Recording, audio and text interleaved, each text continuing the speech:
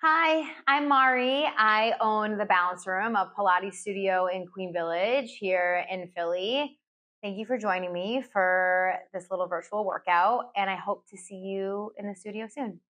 Hi, friends. I am going to lead you through a quick 5-minute stretch for runners, anybody who feels tight, anybody who has tight back, tight hamstrings. And I use runners in quotes because you don't have to be a runner to feel these things. But runners, in particular in the warmer months, tend to be outside running more, running longer distances, and getting kind of like the synovial fluid in your joints flowing and opening up the muscle fibers of your hamstrings are going to be super important for recovery as our body just like takes on more and more of that wear. So let's get to it. I'm going to do one side just for time's sake, and then you can feel free to rewind, double back, and just do the other side on your own. Okay. So I'm going to start with a TheraBand, and on my right side, laying down.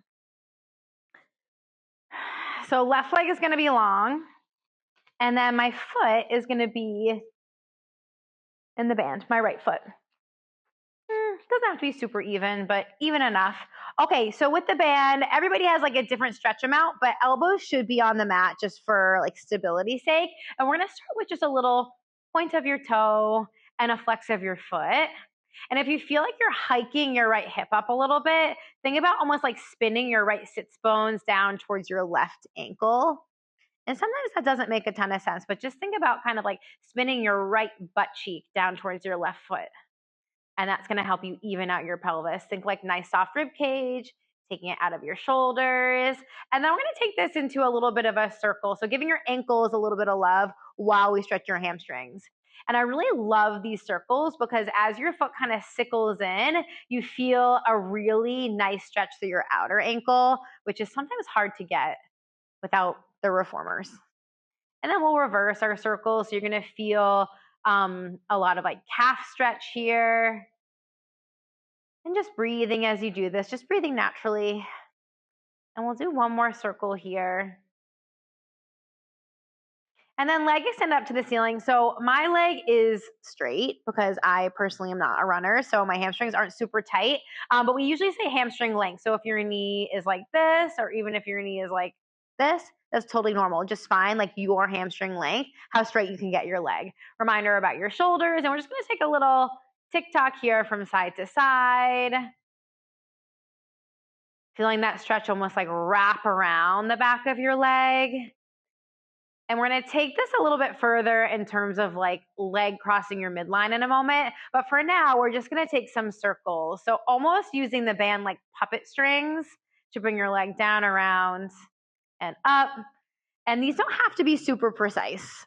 One of the principles of Pilates, let's reverse now, is precision. And that's not really the lens through which I teach. Especially with something like this, I want it to feel really good, feel really stretchy. And this will be our last one on this side. Now we're going to take the band into our left hand. Right arm can be by your side or maybe out to the letter T. And then just cross your leg over your midline without rolling all the way to your left hip.